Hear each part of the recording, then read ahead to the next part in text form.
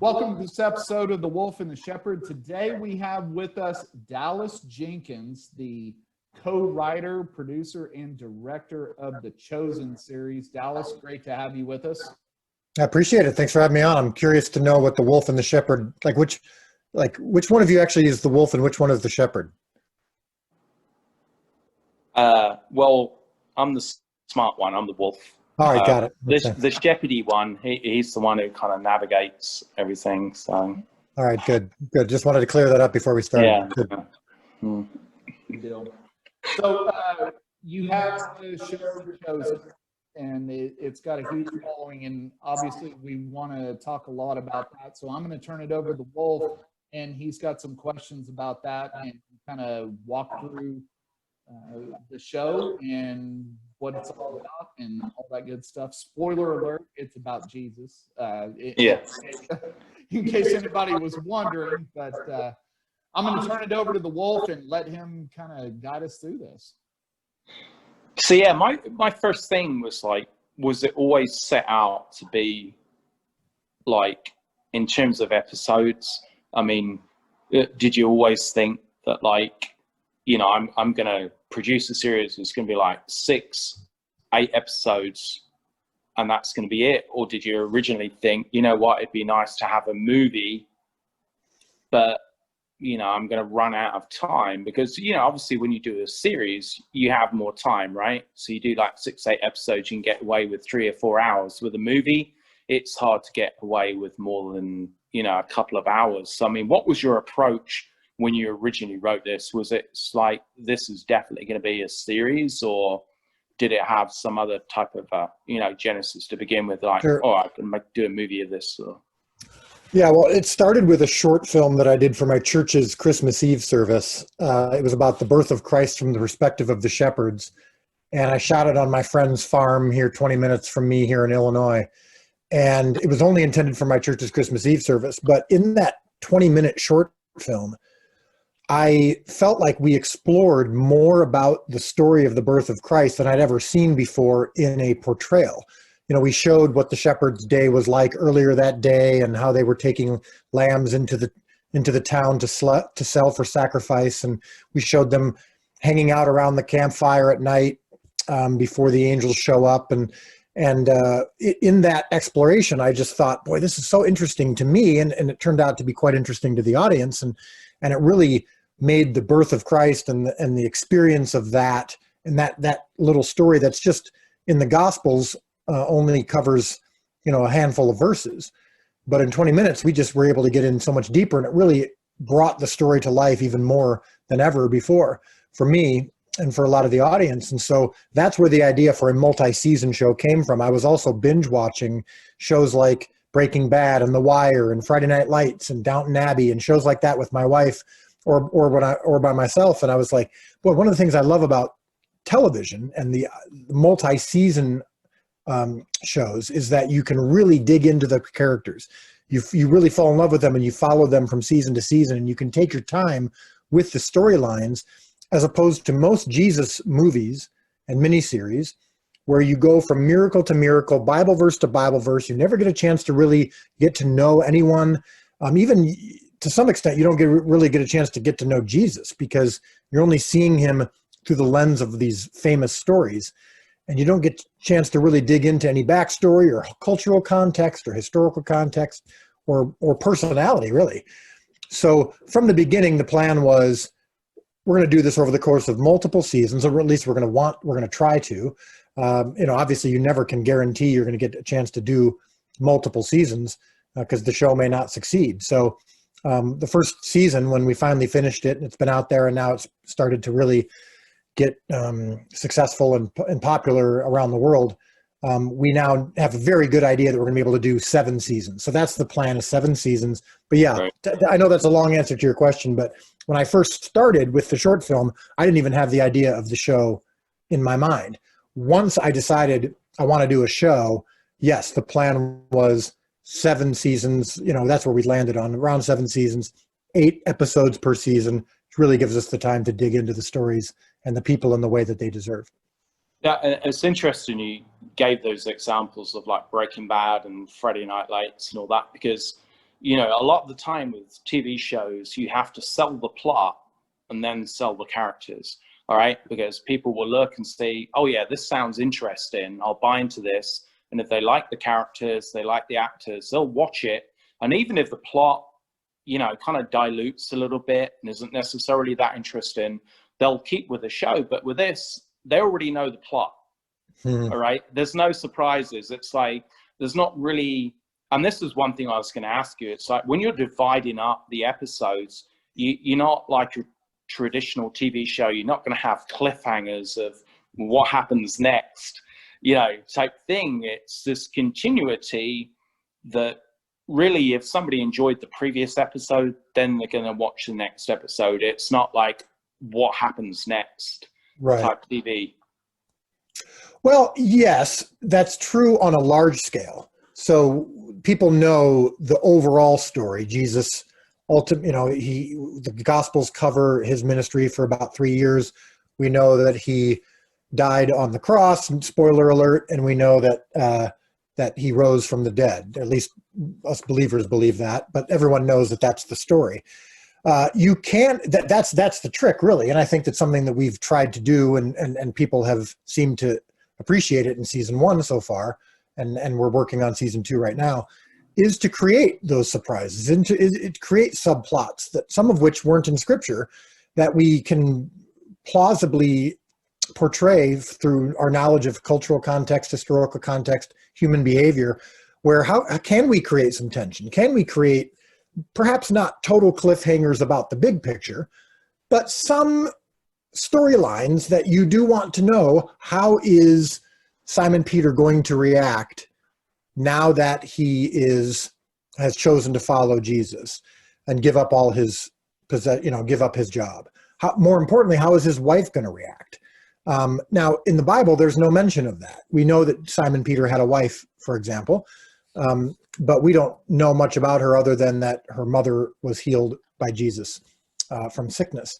So exploring the emotional subtexts and the emotional subplots has allowed us to create some of those traditional television tropes that make shows like Friday Night Lights and Breaking Bad so interesting. So, you know, most people have said that they binge watch the show because they just can't wait to get to the next episode. And I don't think it's just because they know the story. I think they have been intrigued by the relationships and the emotional backstories that we've created that have allowed us to really have fun and be impactful with the safety net of the overall story. The overall story provides a safety net for sure. We know the beginning, the middle, and an end, and we know it's exciting and fantastic. Now we get to play a little bit and really create some interesting ways for you as the viewer to connect with the characters. Yeah. Now, actually, when we knew you were going to come on the podcast, I sent out emails. I've got a bunch of friends who are youth pastors, senior pastors in churches in North Texas, some pretty large churches and stuff. And I got a few emails back, and the most common question was, how hard is it to cast Jesus as a character? You know, like, how do you choose that character? I mean, what do you look for? I mean, what's that? Well, I have an advantage in that I actually cast Jesus 7 or 8 years ago. I did a short film for my church about 7 or 8 years ago about the crucifixion from the perspective of the two thieves on the cross. There's been this trend in my life over the last 7 or 8 years at the church that I worked at. And I was making movies as well, but for my church, I would every Good Friday service, we would do a short film or a vignette about a story from the Gospels, typically centered around the crucifixion, sometime around that time, but from a different perspective. And that's, I think, what informed this show. But we did the crucifixion from the perspective of the two thieves on the cross who were on either side of Jesus. And the thieves were the main characters. Jesus only had a handful of lines and showed up near the end. And I was casting for the two thieves, but everyone who was auditioning for the role of Jesus was horrible. Partially because it was a smaller role, maybe, so we weren't getting the best actors. And Jonathan Rumi was one of the guys who auditioned for one of the thieves, and he did a great job, but there were two other guys that I thought were perfect for their parts. And I said, boy, I really needed Jesus. Well, Jonathan seemed to have some tenderness to him in his audition. So I'm going to have him audition for Jesus and see if it works. And about 10 seconds into his audition, I was completely blown away. I was like, oh my goodness, this guy is perfect. He has the masculinity mixed with the tenderness. He feels like a real person, but yet has a strength about him that I think Jesus had. And when I did the short film and he shows up, for the last couple minutes, I even just in those couple minutes, I said to myself, this is the best portrayal of Jesus I've ever seen. And so I started working with him more each year on other short films and vignettes. So when it came time to do this show, when we had this opportunity to do this on a mass scale, he was the first person cast. And so I for sure got fortunate there by getting to know him in advance and seeing how amazing he was at being able to be strong, being able to be tender, being able to be dominant, but also have a servant's heart, to feel like a normal person. I mean, he was a human being, but also when he does the miracles, to have a strength about him as well. And I think that's what one of the best parts of the show is Jonathan's performance. Right. And I think, I think one of the best portrayals of Christ is in Passion of the Christ. Right. That it almost makes you feel uncomfortable in the presence of that character, but it makes you feel uncomfortable, but also comfortable. I mean, I know that's kind of, a little bit of a paradox there, but just that it should make you be uncomfortable to be in the presence of Christ, because the whole point of Christ being the light, and he, reveals, everything about you, but there should also be that comfort and his grace and his love. And so, having a character who you can look at and not necessarily care about that actor and be like, oh yeah, he was in Fast and the Furious 7, whatever. But right. I mean, it should be about you being able, that character being, I don't know, it's a hard thing to say. I mean, it's hard for actor to be Jesus, It's got to be the hardest role to play, because, it's everything surrounding it, because people take from it that, like, this grace, this mercy and everything. And, if you've got people who are not necessarily Christian friendly to things, how do you have a character on screen who portrays those things which are unsaid? Because there's a lot in the Gospels which is unsaid and which is said later after Jesus's death. But how would that character on the screen, do you get those things across? Yeah, no, it's all great questions and points that you're making. I think, in terms of portraying Christ, Jonathan talks about this. In fact, we have a whole video on our YouTube channel. If you just look up The Chosen and just look up portraying Christ or portraying Jesus, you'll find it. It's also in our app, where he talks. We had a 45-minute conversation on camera about this. And one of the first things he says is, I just have to empty myself of me as much as possible, because I'm not worthy to play this role. I'm not Jesus. And, he and I both, as we're making the show, have to kind of try to get out of the way, recognizing right off the bat, we're not worthy. We can't live up to Jesus. We can't live up to the Gospels. All we can do is our best to try to portray this in an authentic way. And that's typically going to mean kind of emptying ourselves a little bit and getting our own ego out of the way. In terms of the comfort and the lack of comfort at the same time, I think that's absolutely true. You'll see in season 1, when Jesus first encounters some of our main characters, such as Mary Magdalene, who was demon-possessed when Jesus met her, or Nicodemus, who had been living a religious life his whole life, but had not had a personal relationship with God's Son, and was fighting the fact that Jesus, in many ways, contradicted a lot of what Nicodemus had believed. Simon Peter, when he encounters Jesus for the first time after Jesus did a miracle with a catch of fish, and Simon had been up all night trying to catch fish, hadn't caught anything. Jesus produces this massive catch of fish.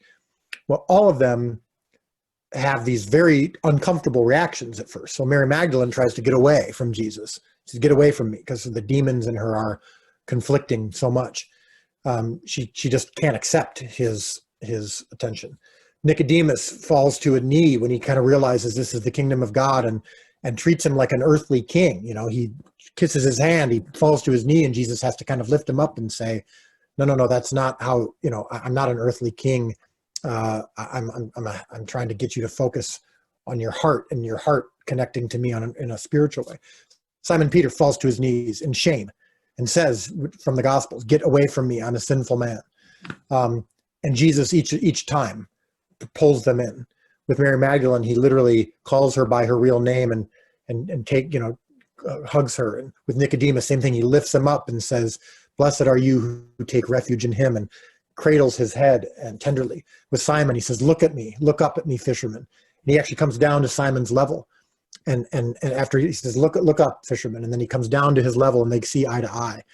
And he calls him to follow him. And so, yeah, those are the hallmarks, I think, of the chosen, is that when Jesus reaches to you, and, you know, there might be someone listening right now or watching right now who either knows Christ or doesn't know Christ, but maybe hasn't had that experience where they are faced with that choice. And I think that Jesus, when we're faced with that choice, when we're faced with that moment, it can be both uncomfortable and comfortable at the same time. Well, I think that's one of the most beautiful things in the scriptures, whether you go from the Old Testament or the New Testament, that you look at the people who God chose to do his work, that it was such an extreme, I guess, bunch of failures, right, you know, in the real world, who he took and made fantastic things happen. I mean, even, you know, among the disciples and stuff, that nobody really, you know, even in today where you're judged on social media because you're too fat, you know, you're wearing too much makeup, blah, blah, blah. There's nobody who can really get on that list of failures that were like in the scriptures. You know, I mean, there was a whole bunch of failures that if you really had to put it down and you were going to hire people, you would not have hired anybody in the Old Testament or New Testament who God chose, you know, to do these great things. And I think that's one of those wonderful things. And for me, the whole epitome of grace is that, like, you know, the people God chose to do such fantastic things, when I become self-judgmental about myself and other people, I think, wow, how God used other people who were in a far worse state than I ever was and I've ever been, but still made them do great things. But it's just hard sometimes, especially now, because there's so much more judgment with social media and stuff, that, you know, you get judged nowadays on things you would never get judged on before because nobody knew about it. And people are very, you know, it saddens me when, you know, people hang themselves because, like, people, you know, commented on their social media that, oh, you're fat, and they, you know, go hang themselves and stuff. And it's just so tragic that people, you know, put their worth on other people's opinions. And yet, you know, again, we have this great history, you know, through the scriptures of people who you could define as the worst losers in existence, and God used them to just do such magnificent things. I mean, yeah, well, that's one of the key themes of season 1 is, you know, we believe if you can see Jesus through the eyes of those who actually met him, you can be changed and impacted in the same way that they were. If you can identify with the problems and the questions and the concerns and the struggles of these people from the first century, you can then potentially identify with the solution and the answer. And one of the things we do is really set up who these people were before they met Jesus. And it wasn't always pretty. And it was surprising. In fact, we portray Matthew, the tax collector, who was hated by the Jews for working for the Romans and disrespected by the Romans for being Jewish.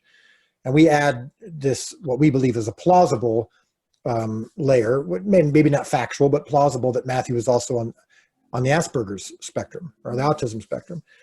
And we've had so many people who've commented specifically about him, saying, if Jesus can choose him, he can choose me. I could connect with him, whether it was his special needs struggle or his being an outcast. Simon, the desperation that Simon Peter felt to get out of debt and to commit sins just to try to protect his family and himself and his livelihood.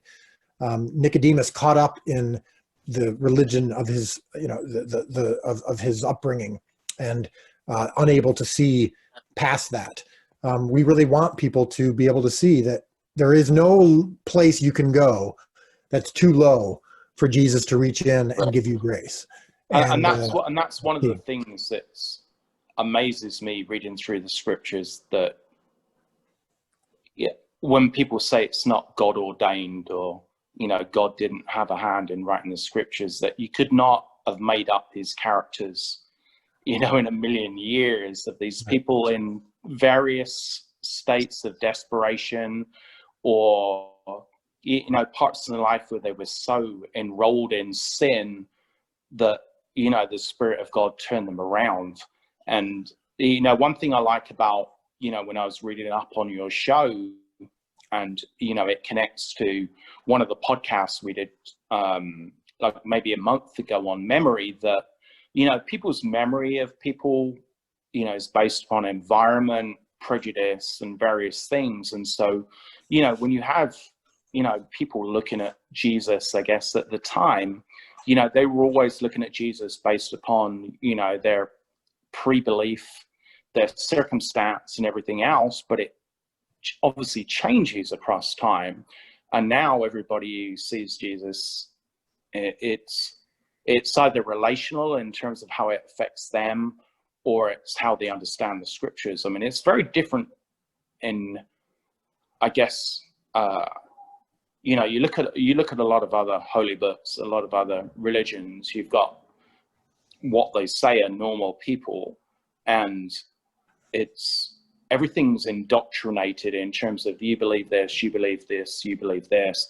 There's not much personal experience, whereas Christianity as a whole is a very personal experience. I mean, the Shepherd and I, we recorded the Christmas podcast, and we were talking about the song "O Holy Night," and there's a point when that choir kicks in where it's like God touches you.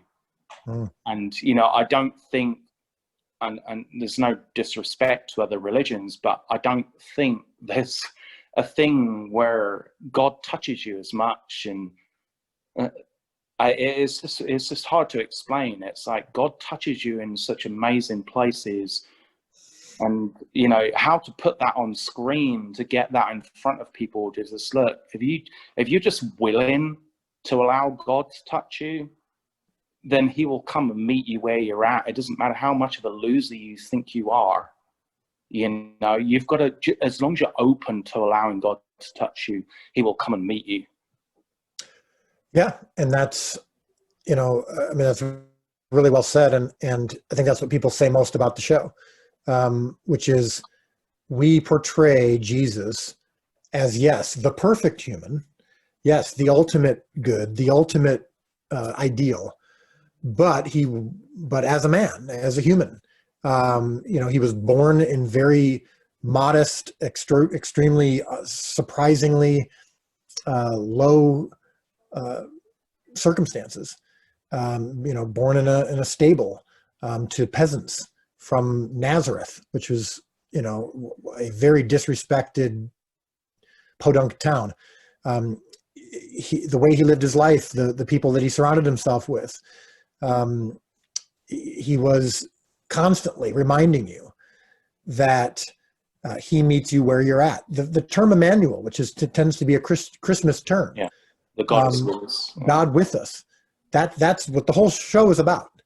We believe that God himself, in the form of a man, in the form of the Son of the Father, came to earth and dwelt among us. And he laughed and he cried and he got injured and he got upset at times, and he did his bedtime prayers, and he respected his mom. And the first public miracle that he did was a favor for his friends because his mom asked him to, because he was at a wedding. No doubt would have danced with his friends and laughed, and all of those things. Not only do they not take away from the divinity of Christ, but we believe that the show has helped enhance the divinity of Christ in the eyes of many people, and seeing that the God of the universe dwelt among us as a human, and that's the personal. And he didn't do big show-offy things. Anytime he did a miracle, it was about the personal. He wanted to get to your heart. He wanted to get your attention, to focus you more on him and more on getting your heart broken and surrendered to your need for the Savior. And for better or worse, whether you're a believer or not, that's that's what we're portraying in the show. And we've had non-believers and believers alike appreciate that fact, that it feels like an authentic portrayal and not just a cardboard cutout Shakespearean portrayal of Jesus, which is what we so often get. Right. Now, do you think at this point in time, it's almost impossible across normal, TV networks, TV studios, movie studios to now, given the age we're in, to actually give a accurate portrayal of Christ without having to surrender or maybe censor some of the messages from the gospel? Well, I certainly hope not, because we're not sacrificing the messages of the Gospels. I think maybe that's one of the benefits of doing this outside the system. We're not financed by a major streaming service. We're not financed or produced by a big TV network. We created our own thing. We're crowdfunded. Our first season was financed by 19,000 people who invested over $10 million from around the world. We created our own app so you can watch the show completely free. And the show is now in literally every country in the world. It's been translated in approaching 50 languages. And it's all done, independently. It's all done outside the system. So we're not beholden to the rules of anyone else. We don't really care about how things come across. We're just trying to tell the most authentic story possible. And if at some point people don't want to watch it anymore, then I guess we'll stop. But people are continuing. We give the show away for free. You're going to watch all 8 episodes completely free and easy on the chosen app.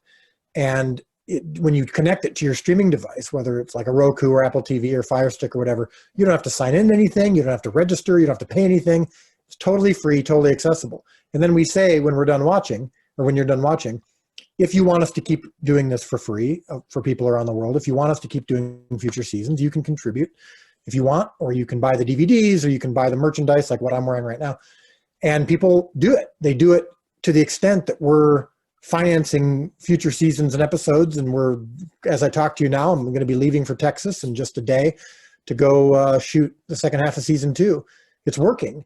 But doing it outside the system allows us to not have to think about, when I'm writing, I don't think about how it's going to come across. I don't think about who I'm going to offend or not offend. That's the beauty of it. I guess now, the great thing with the channels of distribution we have, as opposed to 20 years ago, is that you can do something like this and you can get, this groundswell behind you to go ahead and produce a show. And, 20 years ago, it would have been very difficult. You go back 30 or 40 years ago, it would have been harder to do it, but also you didn't necessarily have the pushback from some of the networks. Now there's so much sensitivity and not wanting to offend people that, trying to get, your show on, a major network would be almost impossible, because the pushback against it would stop it. It doesn't matter about how many people want to watch it, how many people subscribe to it. It's about those 2 or 3 people who say like, oh yeah, this offends me, so let's cancel this show.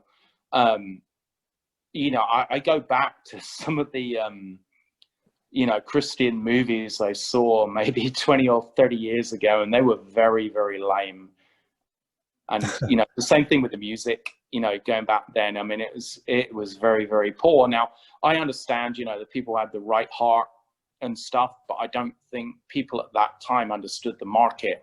I remember when I was, back in college in England, I was in the Christian Union, and this guy bought on this rap tape, this Christian rap tape, right? And this was like 1990, okay?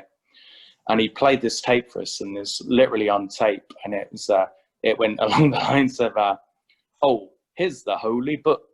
Let's open it up and take a look. Now, I wasn't expecting like, kind of mad, kind of hip hop type stuff, but you listen to it and it was cringy. And it did take a long time for, I guess, Christian music to actually get some good artists and actually break in, to the norm. And I think it's the same thing with like, TV and stuff. Introducing religion into secular TV was very difficult unless somebody has some good funding behind it, and you could get, you could be put in a position whereby, all right, I mean, I don't think now, I mean, I think it's impossible. I mean, if you wanted to go on any network, you couldn't get an outlandish kind of like Christian, based show on there. But independently now, I mean, obviously you can do it, and you can get crowdfunding, which is fantastic because, I mean, you've got believers there who want to put the money there and get the message out there. That's awesome. And I think we're in a better position now than we were 20, 30, 40 years ago, honestly. Yeah, for sure. Because the golden rule in Hollywood is he who has the gold makes the rules. And when you're beholden to the networks and the streaming services, or 20 years ago when there weren't any streaming services, there was a certain amount of studios and a certain number of networks that controlled everything. And that's their right. I mean, they earned it. They worked their way up and built these companies. But there wasn't much of an alternative, which I don't think is great for art in general, whether it's Christian art or otherwise. I think the more diversity we have, the better. And the more independence that people can have to create their own stuff, the better. But yeah, that's the beauty of this, is we're not beholden to anyone other than God and our, the people who finance this show, who we want to please. But they know, even our investors, the people who support the show know, and they knew from the beginning, look, we're doing what we believe is best for this show. And, if you like what you see, then continue to support it. But if not, that's okay too. And we're not, like, we even just on our social media, we have a huge social media following now that we develop every day. And occasionally we'll do a meme or I'll do a video or something that is irreverent or funny, or, like I remember once we wished everyone a happy Halloween, and there were a handful of people who were just horrifically offended because they think Halloween is of the devil, and they couldn't believe that a Jesus show would say happy Halloween. Yeah. And it's just kind of like, okay. Like and then some people will be like, well, why aren't you apologizing? And I'll say, well, because we didn't do anything wrong. Like we're not gonna live in this world where just because someone's offended, then that means you have to then change what you're doing. Now, of course, I'm sensitive to people, and I'm sensitive to God, and I don't want to do things that are wrong. But just because someone's offended doesn't mean that something wrong happened. And so that's, again, that independence that we have is great, because we can just say, okay, what, look, we're not for everybody, and that's perfectly fine. But we don't belong to someone who's going to tell us, you just bothered someone, we've decided that we're going to cancel you, or we've decided that you need to apologize, or we've decided you need to change and tone down the show to make it more palatable for more people. That's just not how we're going to operate. And we have the freedom to do that. And it's great. Yeah. And I think that, I don't know if it exists so much now, but I think between the early 90s and maybe early 2000s, there was a pushback against Halloween. And, a lot of evangelical Christians were, I guess, segmenting in terms of, oh, if you believe this, you celebrate this is wrong, this is very anti-Christian. But the thing is, I mean, Jesus, at no point did he come to divide people. He ate with prostitutes and tax collectors and everything else. And it wasn't, his presence there wasn't to be like, oh, I approve of prostitution. I, approve of, non-representative tax collection. It's a point where I will meet the sinner where they are at. And, with Halloween, I mean, you can pull in, a lot of similarities with Christmas in terms of, it has a lot of pagan, origins. And, Christmas, as it's presented a lot of the time in church and by Christianity, isn't really how it kind of came about, but it's the idea behind it. But the moment you start dividing people and saying, oh yeah, you're not worthy, you celebrate Halloween, so don't bother coming to church and all this stuff, I think that's the most damaging thing you can do.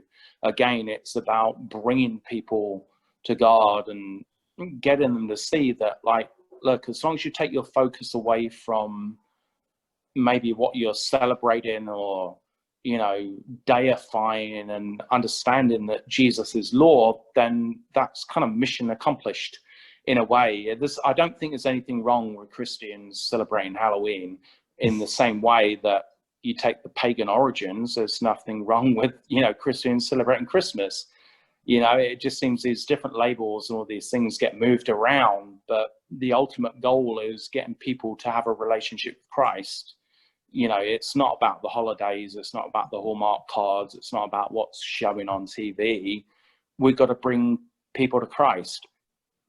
Yeah, and if there's gonna be division, it should be for the right thing. That's the main point. Is Christ, had a message that was pretty exclusive at times too. I mean, he welcomed everybody, but said, "I am the way, the truth, and the life. I am the Savior," and I believe that in this show, and we portray Jesus as such. But I think a lot of Christians can sometimes confuse that with, well, we're going to be divisive, we're going to be exclusionary on everything. Anything that we believe in means that if you don't believe in it, you're not welcome. That's for God to decide, not for us. And so, that's been one of the cool things about The Chosen too, is that we have people involved in the making of the show that come from different faith backgrounds. In fact, many of them come from no faith background. I mean, I would say well over half of our cast are not believers. We have people in the leadership team. I'm an evangelical. The show comes from an evangelical perspective, and it's not influenced by other faith traditions, but we have Catholics and Mormons and Messianic Jews and Orthodox Jews and agnostic or secular Jews and total non-believers, all working on the show, contributing to it. That doesn't impact the content. The content, again, is evangelical and biblical, but we are a place where if you want to contribute to getting this show out to the world, you're welcome. And if you want to support the show, you're welcome. If you want to comment on our social media and coming from a different perspective, this show has seemed to unite people from all different faith traditions because we're focused on Jesus. We're not focused on religion. We're not focused on the things that tend to trip us up, most of which all came after Jesus was here. We're focusing on portraying the authentic Jesus, and people seem to be on board with that. Well, I think, and some people get this entire misconception about social media that, from a Christianity perspective, the people you should be aiming at are the people who give you the downvotes. The upvotes, they're already in your corner. But the people who give you the downvotes, it's those people where you've got to find and maybe meet them where they're at and kind of see why it is they're not connecting, where their issue is. Like I said, you can have your cheerleaders behind you. Those are not the people you need to convince. And, from a Christianity perspective, I mean, really meeting those people who disagree with what you do or maybe criticize, certain episodes and how you portray things. I mean, those are the people who really you want to reach out to, those people who, maybe need that love in terms of understanding that why they don't like something is not about how you've portrayed it and how you've written it. It's about their own circumstance. Sure. And maybe healing them in terms of how you portray certain things. Yeah, that's true to some extent. I mean, I think what we find is that the vast majority of criticism that we get is from believers who are angry, for whether because we wish people a happy Halloween or because we portray things that weren't explicitly in Scripture, or because we portray something as differently than how they would do it, or we made a joke on social media that they don't like, or they think that it's, we'll make a joke about our actors and they'll respond as though we're mocking God himself. And so I think there is a point to where we go, yeah, our job is to make a show. We can't make everybody happy. And if you're going to bring your own biases or prejudices to this conversation, we just don't have time to make everything right. So I think there's a point to where we can't please everybody. But to your point, I don't make the show when I'm writing. I'm not writing thinking about the audience per se. I'm not thinking about, well, how do I make sure that they understand it? How do I make sure that they like it? I mean, as an artist, you want to do that in general anyway. But I'm genuinely in a place in my life, spiritually and artistically, where my primary responsibility is to please God and my wife. Other than that, I'm not thinking strategically I'm just trying to tell the best story that I can, the most authentic story that I can, in a way that honors God, honors Christ, the story of the gospel, the intention and character of the scriptures and of Jesus. And the rest is not up to me. So there, on one hand, is, yes, absolutely, an attempt to connect with the audience and an attempt to reach people where they're at, especially people who are hurting, especially people who are broken, especially people who don't believe in Christ and who are looking for something. For sure, we are providing resources for them in abundance. But if when you come to us, or when you come to watch our show or our social media, and you're coming at it from a perspective of what is there that I can point out that I don't like, what about this can I take issue with, so that I can be the truth police and come down on you anytime you step outside of my box. We don't really have as much time for that, and we don't really take time when we're even writing the show to try to please those people. I think it is nuanced. Sure. I think, whenever it comes to, Christianity, the people who are most disturbed by the truth, the ones who are really searching, a lot of the time you get believers who get, so finite about, oh, well, church should start at this time and be on this day, and, you should only do this, do that, you shouldn't mention Halloween and everything else.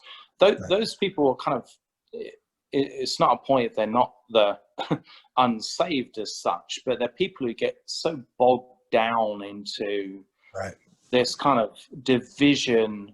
And I don't know how to, I don't think anybody knows how to deal with that in modern day, in terms of how people, deal with this stuff, which doesn't matter. I mean, I can't remember the verse, but it's the thing about, why are you concentrating on these things which just don't matter? The primary things: Jesus is Lord, Jesus is my Lord, Jesus came in the flesh. You believe those things, you confess your sins before God, you're forgiven. But it's not rocket science, and this is the thing, and this is why, every, tribe on earth, it doesn't matter where you go, the message of the gospel is very, very simple, but it's got to a point where it's become overcomplicated in a way that people feel pressures that they're not saved because they're not doing this and not doing this, and it absolutely has nothing to do with the gospel. And I don't think that the majority of TV and movies really help the situation, because I think this perfection portrayal of Jesus, and that if you don't meet this kind of standard, then you fail and you're not accepted. I don't think, a lot of the Christian messages, I guess, really concentrate as much on grace, that it doesn't matter how much of a failure you are, because, again, going back to your show, you've got the biggest collection of losers probably in the history of the world, who God used to make the most fantastic things happen. People aren't presented with that now. If they're a loser, they're labeled a loser. They don't get this, that I can be something fantastic. It's a society thing. It's not a God thing. And I think it's been differentiated to the point where people think, oh, I'm too fat, so I'm a loser, I can't do anything good ever, and I think, once you take God out of secular society, and that God can use you wherever you are, it doesn't matter what you think of yourself. It's not about what you think of yourself, what other people think. It's about what God thinks about you, and God can use you to do the most mightiest things. And that's a hard message to get across when it meets so much backlash nowadays. And I mean, I'm so happy you've done this show. I mean, I really am. I'm so proud of you when I looked at it, crowdfunding and everything else, because we need it. We really need it more now than ever. We need it. We need to tell people, you matter. God can use you. It doesn't matter where you're at.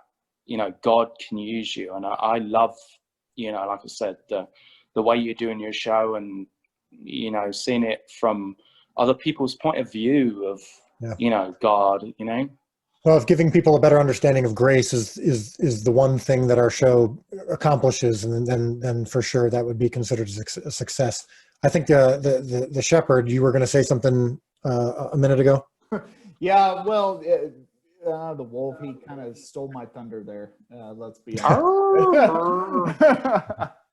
So no, that's cool. One thing that I was kind of curious about, to be honest with you, is how much, you have the story, right? And kind of like the wolf alluded to, I mean, there's no spoilers here. Everybody already knows the story, but the show's got to end. So once the show ends, do you have anything in your mind of saying, okay, we've now finished the story. Now what are we going to do? Well, I operate on what my wife calls the manna program, which is when God gave manna to the Israelites each day, he actually told them, don't store up any extra. If you do, I'm going to make it rot. He wanted them reliant on him each day for their sustenance. And I think that's what we are with this show. We intend to do 7 seasons, but I'm not really focused on the 7th season yet. I mean, we know where the story is going to go. We've outlined it. While I'm shooting season 2, we're already writing season 3. But once The Chosen ends, I'm going to take probably a year-long nap. That's going to be my first priority. And then, yes, a lot of people are saying they'd love to see the Book of Acts. They'd love to see us, kind of pursue other, periods of Scripture, and that's certainly on our mind. And but right now, we're thrilled just to have the opportunity to do season 2, and we're concentrating on making that great. It's really, really hard to make a good TV show. I think we did. I think we accomplished that in season 1. There's no guarantee that's going to happen in season 2, and so right now my focus is 100% on making sure that what I have in front of me is as good as it can be. Right. And one other thing that you had mentioned earlier, you said you're headed down to Texas for filming. Why'd you choose Texas? I mean, other than the fact that this is God's country. I was going to say, I mean, I don't think I need to sell you on it. Yeah, I mean, everybody loves Texas, but of all the places you could have chosen, why Texas? Well, we shot season 1 exclusively in Texas because there's actually a set out in the middle of nowhere in a small town called Poolville, just outside of Weatherford, about an hour from I know where that is. DFW. Yeah. There's a set that this woman built. It's relatively small, but it was kind of a first century recreation of Capernaum, and so it suited our needs for season 1. Season 2, we filmed the first half. I've been back for about a month. We filmed the first half in Utah. They have an incredible Jerusalem set out there that we made use of, and now we're back in Texas. The landscape is actually quite similar to Israel in many ways. We have some roots there. We have some connections there. We got opportunity to use land in Midlothian, Texas, where there's 700 acres that we're going to be able to use and build on and build some sets on. My family and I are probably going to be moving there in 2021 because we're setting up kind of a long-term here for the show. So there's multiple reasons between the topography, the connections we already have, and what we did in season 1. It's starting to make a lot of sense. So it won't be the only place we film. We'll be back in Utah occasionally as well. But we feel like there's a lot of places in Texas that feel like chosen country. We have a good base of support there, and people really love the show. And it makes a lot of sense for me and for my family and I. We're currently living in Illinois, which is my hometown, which I grew up in, which I love. But I think in many ways Texas gives us a lot more freedom to do what we really love to do. So we're looking forward to the freedom part. And you don't have to hide it. You loove the food down here. I mean, it's great barbecue. It's absolutely great Mexican food. I mean, look, I eat keto. I mean, I'm a high fat, low carb ketogenic diet. So Texas is made for me. So that's one of my favorite parts. Some of my favorite restaurants in the entire world are in Texas. So I can't wait. I think we missed out on calling the keto diet the Texan diet, because I didn't even realize that was a thing until this keto stuff came along. I said, well, that's what I eat. I eat a lot of meat. I eat a lot of cheese, high fat, low carb. I mean, that's what living in Texas is all about. I mean, it was the worst last label to put on something and then actually sell it. It's like, oh, you eat meat, cheese, and occasionally a potato. Oh, let's sell it for $9.99 thing a week. It's like, yeah, people have been eating like this since you know, like 1800. It's not a thing. Now, going back a little bit, do you feel that once you get the show almost off your chest, what are you going to do next? I mean, where are you going to move in terms of, is there any different way you can conceive of how you want to get, you know, the gospel of Christ across? I mean, if you get through this 7 seasons, I mean, what's going to be the next step? Or do you just feel that was your mission? Well, yeah, like I mentioned, I mean, I'm really concentrating on the next season, and I know that sounds like a cliche, but I'm not. I really am not thinking ahead that far. It's not like Game of Thrones, then. So, it's yeah, right. But it's you know, in 5, you know, where I'm at in 5 years is none of my business. Right. God has that orchestrated for me, and I'm just trying to follow His plan. So, I mean that genuinely. But we are working right now to build. I mean, The Chosen has become such a source of nourishment for so many people, and they feel like the show has introduced them to Jesus in a way that they've never been before, that we're trying to keep up just with the demand for more of that nourishment. So we've got devotional books that my wife and her writing partner and I have written. The first 2 are out now. We have a Bible study curriculum coming out in January. This month. We have my dad, who's the author of the Left Behind books, which were hugely popular 25 years ago, Right. Is writing the novel based on The Chosen. We've got a children's book that just came out. We're really trying, and in the app, there's opportunities to watch the show, but also then to go deeper, we actually call it the deeper dive, where you can get deeper into the stories, deeper into the characters, deeper into the scriptures. So we really do want to continue to make this a destination for people who want to go a little bit deeper or to meet Jesus in an authentic way. So we'll continue to build on that. I've kind of thought that there's been an underrepresentation of the end times part in the Bible. I know it's a difficult thing to approach because it divides a lot of Christian views. You know, the book of Revelations, how much of it is symbolic, how much of it should be taken literally. But, you know, there really has not been given, I guess, even somebody taking it commercially, you know, anybody really running with this end times thing. And I mean, you know, if you really wanted to do it, 2020 was probably the year to put out that biblical end times thing.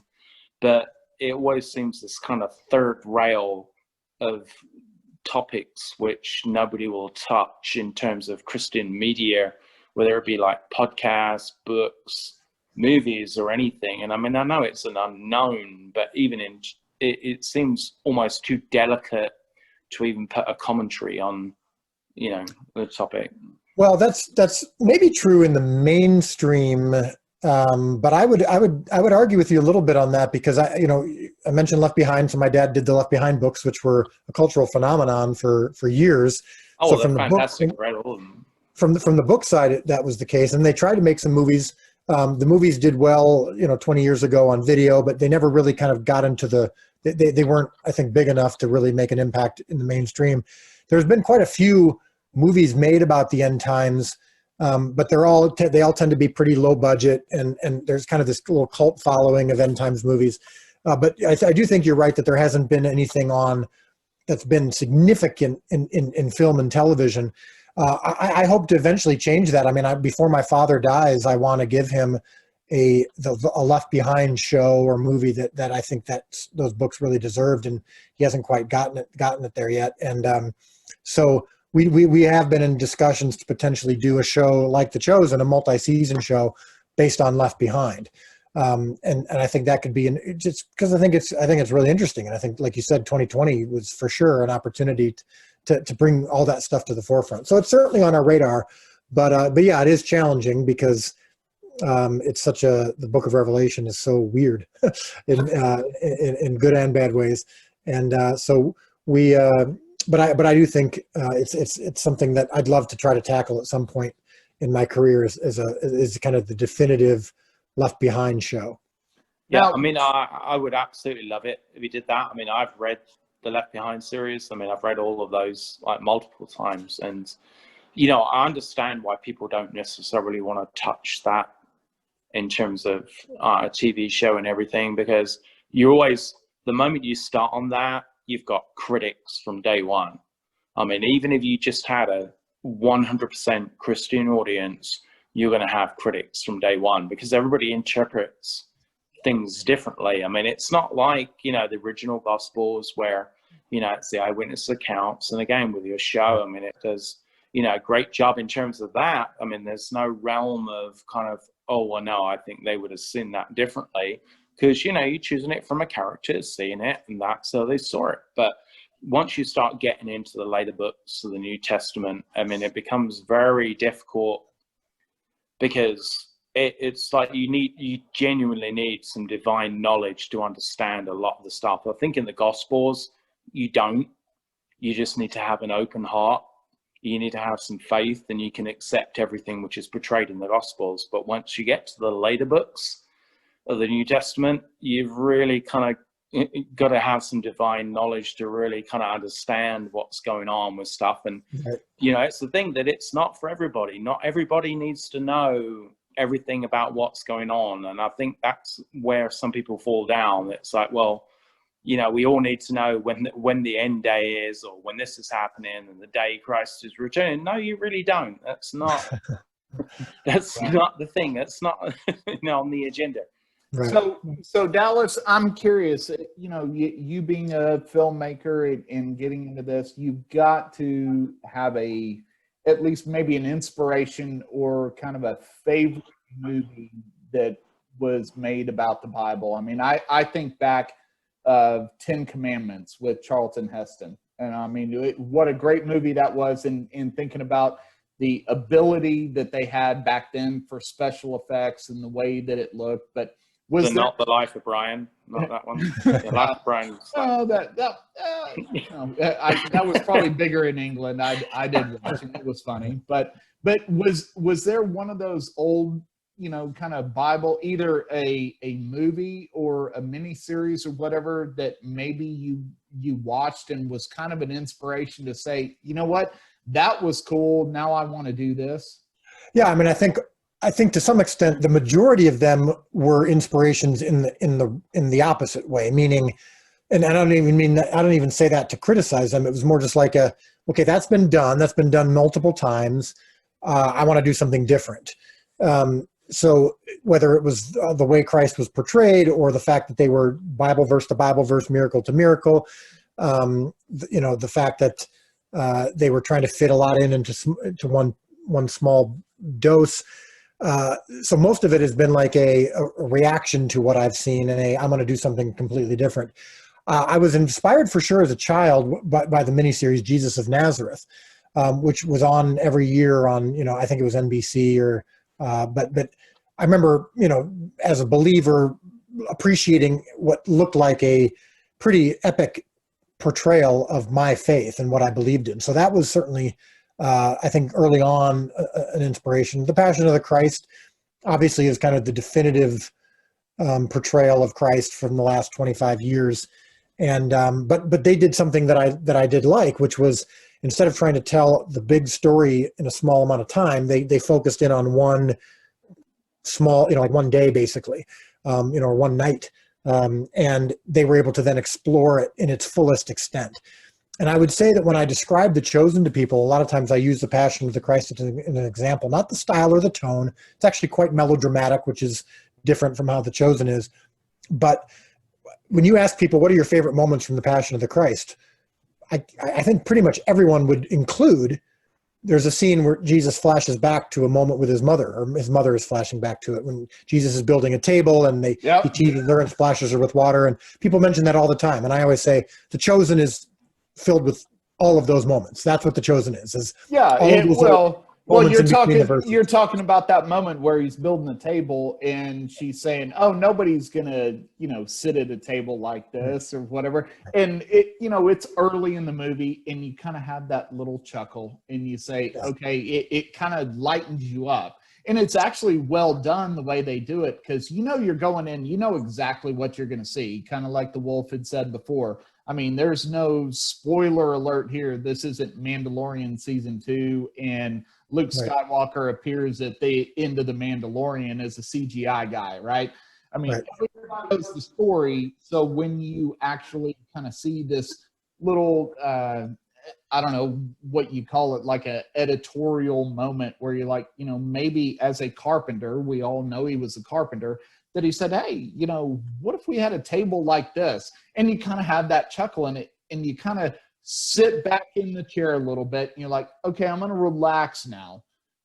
I'm not going to be on the edge of my seat.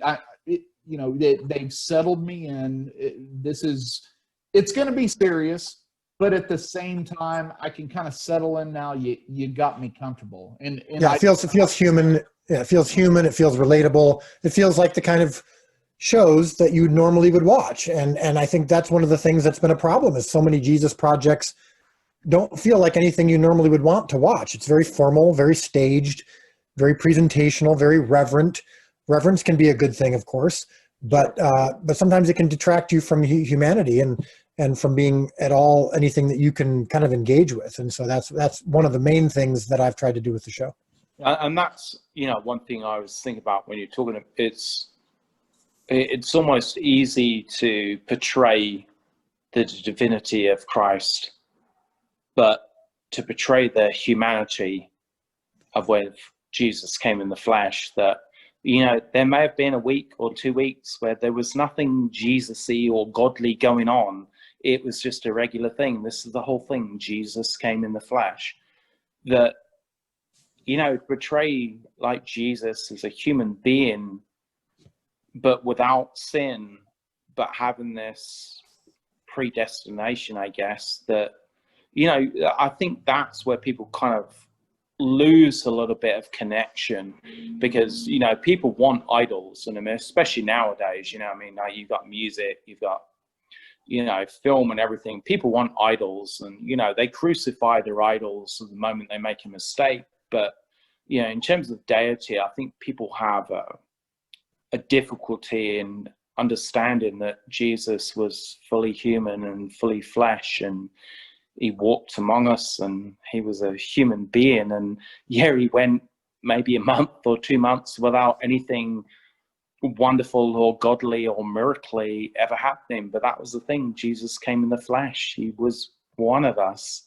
He was God's son. But how do you, relate to somebody who didn't come like that? I mean, it's the only deity in every religion where somebody came and, walked among us and was one of us. I mean, every other religion has people, the moment they're introduced, there's some type of god with superpowers. They're like the Avengers, whatever.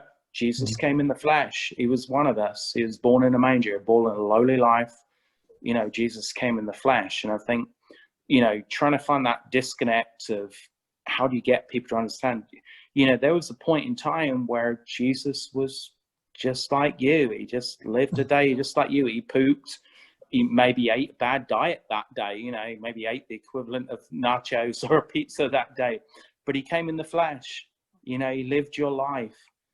And, trying to jump from that, I guess, and when, because the Gospels, when you're talking about, again, across 3 years, I mean, that's really what it covers, is where people find it just very difficult, just trying to, he was just like me for a time, just living my everyday life.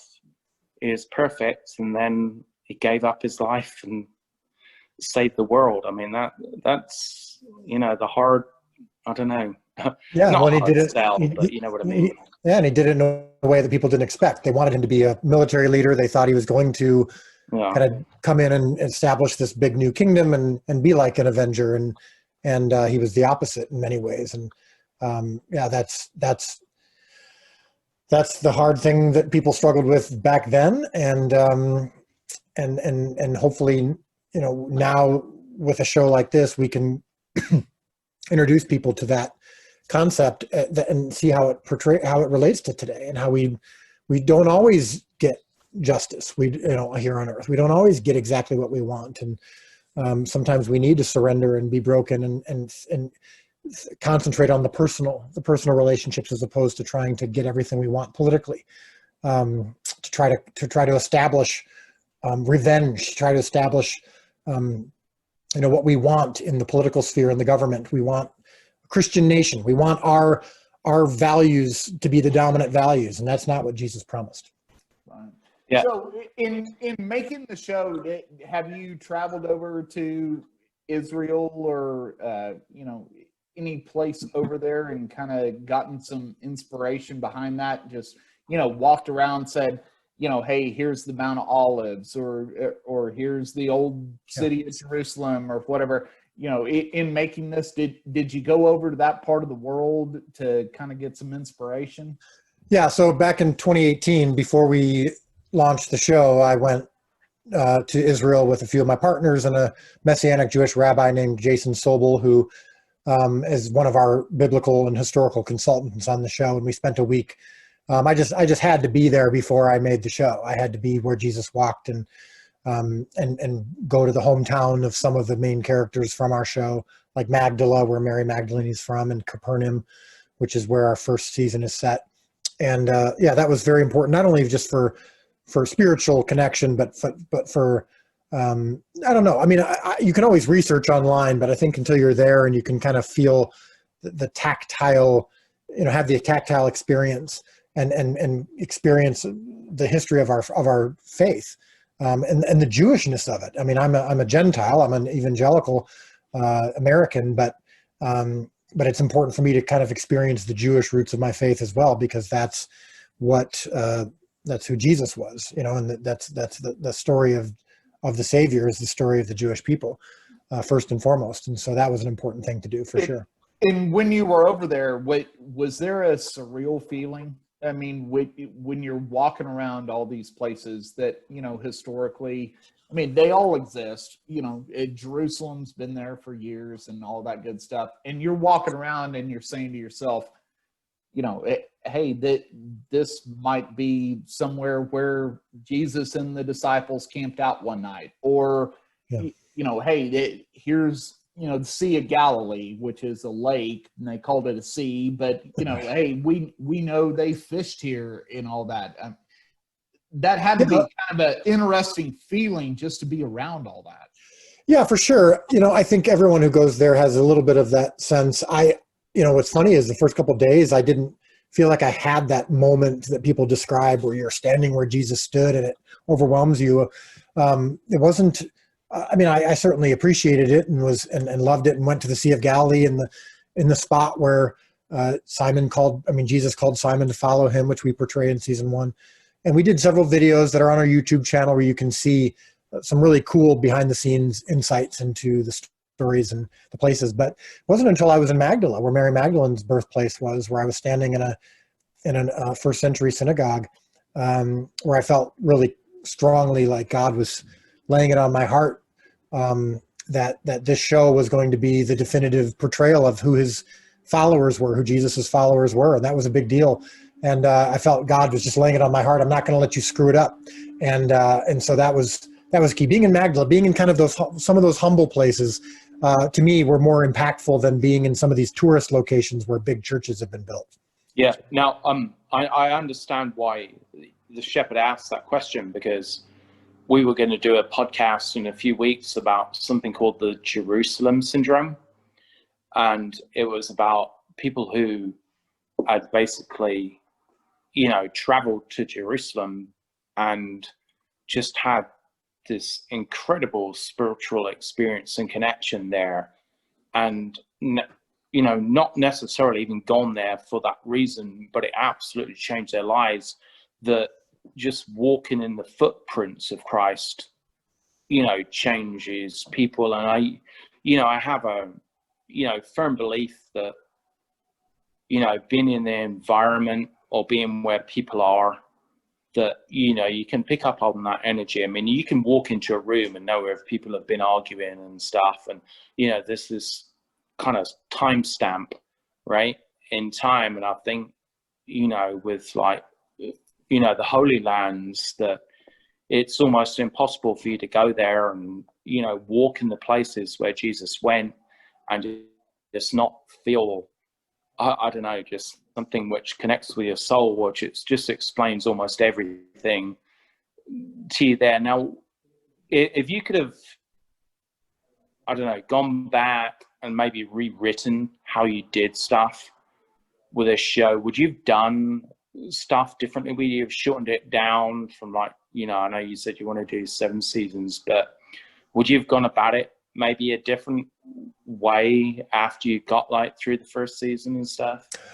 Not at all, to be honest with you. And that's not to say that I don't make mistakes, and that I'm not an imperfect filmmaker and leader and whatnot. I certainly am imperfect, but this project, I surrendered it to God from the beginning. You know, I mean, this project was birthed out of failure. My previous feature film, which came out in January of 2017, called The Resurrection of Gavin Stone, which is a film that I'm very proud of and still love, but it failed at the box office, and I gave up trying. I basically said, God, if you don't want me to make another movie, that's fine, and I'm just going to surrender to. I just want to do what you want. It's not my job to feed the 5,000. It's only my job to provide the loaves and fish. And I'm not going to worry about success or failure anymore. I'm just going to worry about making sure that the loaves and fish that I do make are the best and healthiest they can be. And if you decide to do something with it, that's up to you. But I'm done trying so hard. So that's led to The Chosen, and that's why The Chosen is where it is. Yeah. Well, when I read actually on the thing of your show, and it said about, oh, it's the largest crowd, you know, funded source ever. You know, when I was reading through it, I thought, yeah, I mean, this would have been funded regardless. I mean, you know, if God wants to put his message across, it doesn't matter how or where that money is going to come from. I mean, it might be somebody dying and leaving you like $9 million. It might be whatever. I really genuinely think, from when I read through, that, you know, your show is from God. It's what God wants you to do, and the money and everything else is going to come along to make your show, because I think it's a very important thing. I mean, and, you know, looking at, I had time to watch, you know, an episode and a half today before we did this podcast, and I think it's a beautiful thing. And, you know, it's definitely God ordained, and I guarantee, you know, God's blessing and spirit is upon this show. I mean, I'm happy in making it, man. I honestly am. It's great to hear you, and I can't wait to see what you think after you watch all 8 episodes, because I think it just gets, the first episode and a half are just the setup, you know, in many ways. But ultimately, yeah, you know, I'm following God's lead on this, and that's that. If I can get through all 7 seasons, as broken and surrendered and as in his will as I am now, that'll be the success. Yeah. So I've got an interesting question, because, you know, people that listen to podcasts, they tend to go a little bit on the conspiratorial side. 7 seasons. The world was created in 6 days, and God rested on the 7th day. Is there any connection there? I mean, did you say it's got to be 7? Because the number 7 goes in the Bible a lot. Yeah. Did you say it's got to be 7 seasons? You know, you're talking about you're about to start filming, you know, the 2nd season, and you've already got like 7 seasons. Is there anything there, or is this a coincidence? A little bit. We were originally thinking 8 seasons. Game of Thrones was 8 seasons, and, you know, we thought that's there was kind of a nice story to be told about how we're trying to also reach 1 billion people, like Game of Thrones reached, and it was just something interesting about that. And one of our partners just said, you know, for 2 reasons. One, we want to get this out as quickly as possible. We feel a sense of urgency. The world seems to be going crazy, and so that, you know, can we tell the story in 7 instead of 8, just so that it's out there quicker? That was part of it. And then, yes, absolutely, the fact that 7 is for sure a biblical number, a holy number in many ways, that contributed to it as well. But it wasn't the driving force. It's not like when I first set out to do this, it was 7 because 7 is a biblical number. That kind of revealed itself over time. Yeah, that makes sense. It makes total sense. But you also have to appreciate the fact that, I mean, people are gonna look at the fact and say, okay, well, that number 7, he's already saying 7 seasons, all that good stuff. I mean, I had to ask the question. Of course, sure. And if they want to, and I'm not going to dissuade them of that if they want to believe that there was some sort of grand plan from the beginning. Yeah. But certainly God had a grand plan, and if we end up doing 7, because I may think the reasons are because of that's how the story worked out, and God may be chuckling, going, "No, I had 7 in mind all along because I have a thing with the number 7, and I have since day one." So, which is perfectly fine. Now, how would you have 30 years ago made this show? Because I know that, like, obviously the channels of distribution, you've had to, get the money through different sources. But if we go back 30 years, right, 1990, how would you have gone about making this show? I mean, I don't know that it could have been done. We could have potentially gotten the funding in the same way that we did now. I mean, crowdfunding online didn't exist back then, but it's possible that I could have, convinced certain investors to come forward with a show like this. But that wouldn't have gotten the traditional distribution. I mean, we would have had to invent something like we have now. So, the cliche is necessity is the mother of invention. My partners at VidAngel, which is the streaming service that invented the app that this show is now watched on, it's new technology. This technology that allows you to just go, I mean, I could go to your house, and if you have a Roku or an Apple TV or a Fire Stick, I could, grab my phone, pull up my chosen app, and connect it directly to your Roku with no subscription or anything. That's technology that they created. And so, would they have created it back in 1990? Of course not, because the internet wasn't, what it is today. So I don't know. I mean, honestly, and I don't mean this to dismiss the question at all. It's just, I'm in a place now where I don't get caught up in the past or the future. I'm really just like, look, right now, all I'm doing is whatever God's allowing me to do, which is season 2. I start filming that in just a few days. And I'm grateful that he held off this show until he felt like I was ready to make it. Well, that was absolutely why I asked you that question, because, God has perfect timing. Right. It's funny reading when people say, oh, if Jesus came today, it'd be a socialist, or it'd be this and be that. It's like, well, it's a stupid question, because he came at the time, which was the most perfect time in history. Right. He didn't come today because almost nobody would have accepted him. He came at the time, which was the perfect time. And that's why I asked you that question, because 30 years ago, you could not do what you are doing now. Right. God ordained what you're doing now for you to do it now. Right. This is the perfect time for you to do it now. And that's why I always find it kind of almost comical when people ask those questions about, how would you have done this, and this, if Jesus was alive then, and blah, blah. No, God's timing is perfect. And so you're at exactly where you need to be at, in God's timeline, and it's going to be what it's going to be. And I mean, like I said, I mean, I absolutely love the fact that despite the way, a lot of, media is in terms of how it leans, that we can still have, somebody like you coming out with a sincere Christian content and have an avenue to be able to, for people who actually want to be able to listen to it and watch it be there, because that wasn't always there. I mean, I think we went through a dark period of 3 decades where Christian content, it wasn't, necessarily like prejudicial against it, but there just was not an avenue to maybe, put it out there. And there wasn't, I mean, between like 1980 and 2010, there weren't any Christian shows or Christian movies on TV, and there was no avenue for you to put that stuff out there. Now, if anybody, God puts the spirit in somebody like you, you can go out there and make a show, and you've got an avenue, you've got a distribution channel, and you can get that out there. So, I mean, I think this is the best time in history, really, for, people to be able to get out the, gospel of Christ, because, there's not the barriers. We don't have to wait for somebody to write a checkbook for you to be able to get the message out there. Yeah, and because of the app, we're able to get into countries that, like Iran and China, that are, that are hard to sometimes get books or traditional movies into. People in China and Iran can just download the app directly and not have to worry about it. And so that's been a huge thing. Just those barriers being removed has been huge for the show.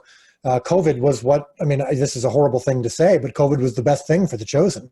Sure. It's what caused everyone to start watching it. They were in their homes, they had time, and the show exploded once COVID hit. Right. Especially when COVID hit, we decided to give the show away for free for a few weeks. And then we haven't looked back since then. It's been free since then. And I think God, again, that was part of his plan. And God said, not COVID. I don't think COVID was part of God's chosen plan. I don't think that's why COVID exists, but I'm just saying God's plan for The Chosen was for sure accelerated by COVID, which allowed us to say, all right, let's just make it free. While people are home, let's do this kind of as an act of goodwill. And immediately our income quadrupled.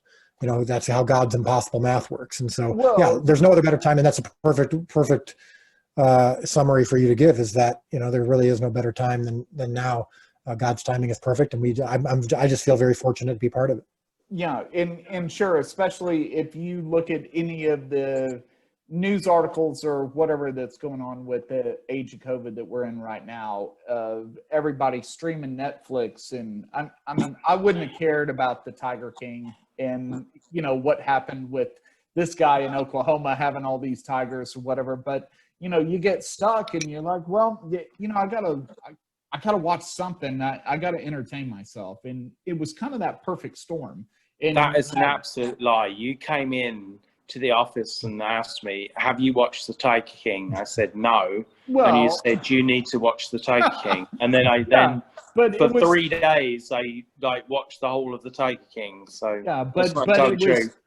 but it was all in this age of COVID that we're in right now. Yeah. I probably wouldn't have watched it, but it was entertaining enough to where I said, hey, I'm going to watch this. But at least you've got some great content. So coming down to Texas, just, a plug for me in the Wolf here, if you need, a shepherd to walk around in the background or whatever, or, somebody that is British and a horrible actor to, walk around in the back. I mean, we're available. I'm just saying that I wouldn't mind being an extra, but. Yeah, well, so noted. Right now, extras who, in the age of COVID, we're a bit of a bubble, so we can't have as many visitors as we would have liked, and unfortunately. But yeah, no, it'd be fun. Look, I mean, most Jesus movies from back in the day were all British anyway, so this wouldn't be it would probably make people feel like they're back home, watching a show where, for some reason, Jewish people in first century Israel have British accents. Yeah, well, we got to make sure to let everybody know that Jesus did not have a British accent. Right, but God does. Yeah. Yeah. I don't know about all that. Yeah, no, I'm kidding. Now you're going to make the Wolf all happy that God has a British accent. So yeah, I think we speak the true English in the Wolf. I can guarantee Jesus used the semicolon. So he invented it for sure. Oh, well, appreciate that. Yep. Well, Dallas, we certainly appreciate you joining us for this. And can you give us just kind of an outro, how to find the show, how to download the app, all that good stuff? This is your time to shine. Give us the plugs. Well, thank you. Yeah, if you want to watch the show, it's quite easy. You can just, wherever you get your apps on your phone, whether that's Google Play or the App Store, you just look up The Chosen. We're very easy to find. You download it to your phone. If you're thinking, I don't want to watch a show on my phone, I agree with you. I don't either. So that's why we have this technology where now you can directly connect your Chosen app to your streaming device, Apple TV, Roku, Fire Stick, Chromecast. You can watch it on your television, totally free, totally easy. No subscription, no money, no nothing. I promise you, you can be watching on your TV within minutes from downloading the app. It's super easy, and you can join literally millions of people around the world who've been doing it. And we use the term binge Jesus. There's so many great things to binge all over the world, but if you're going to binge on something, it might as well be Jesus and the stories of the gospel. So check out season 1 on the Chosen app, and I'm fairly confident that you'll appreciate it. Yeah. And by the way, not to hijack this, but I did see the picture. I believe it was your boy that had the T-shirt that said "Binge Jesus." Was that your son or somebody else's kid? Perhaps. I mean, we sell that shirt, so a lot of people. Oh, okay. Yeah. So if you go to thechosenmerch.com, I don't want to give too many websites and stuff because I know people forget it. But if you go to thechosenmerch.com, we have Bin Jesus shirts. We have shirts that from the show, and hoodies and a calendar, and we tried to avoid having a bunch of trinkets, make it feel like a gift store or anything. But there's some really cool stuff that people love. So yeah. So a bunch of people have been wearing the Binge Jesus shirts. Have really gotten popular just because I think it's a nice conversation starter out in public. Yeah, no, it's great. So Dallas, we certainly appreciate you joining us, and I know you fit us in. Here it is. It's January 1. I know this isn't going to come out January 1, but we'll just kind of leak that out that we're actually doing it on the new year 2021. And for you to take some time out of your day to talk to us, we certainly appreciate it. And we hope everybody is going to check out this show. I'm going to binge watch it. I went home today. We had an interview earlier, and my kids binge watched Cobra Kai. And so I've got to catch up on that, but I've already told the wife, hey, we've got to catch up on this show. I honestly, I didn't know about the show. I got to be honest with you. And that's why I kind of wanted to get in contact with you and say, hey, what's this going on? And I think any kind of, outlet that you can have to spread the news about what you're doing, you need to do. And it looks great. And please, keep up the good work and keep doing this. And well, thanks so much. And we've heard from families everywhere that this is the kind of show that I didn't expect this to happen, but it's been true. Teenagers, children as young as 6 years old are obsessed with the show. So my family and I, we're going to be binging Cobra Kai. We're in season 2 right now. We'll be binging that tonight. But I hope you check out with your family The Chosen. And it's the kind of thing that you won't have to force your kids to watch. Kids have really enjoyed it. So thanks for that. And we'll talk again after you've seen it. Absolutely. Thank you so much, Dallas. And thanks for tuning into this episode of The Wolf and the Shepherd. We'll catch you on the next one. Thank you. Bye-bye.